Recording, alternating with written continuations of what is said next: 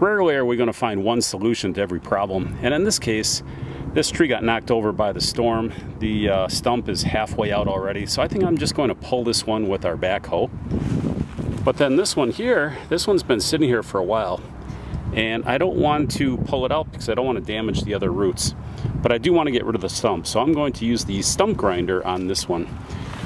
This is often the case you'll find when you rent the stump grinder, that you're going to find multiple uses for it. You're going to take out multiple stumps. In this case here, I've got little guys here, so here's one here we want to get rid of, another one here, and I think there's another one. Oh yeah, there's 3 of them here.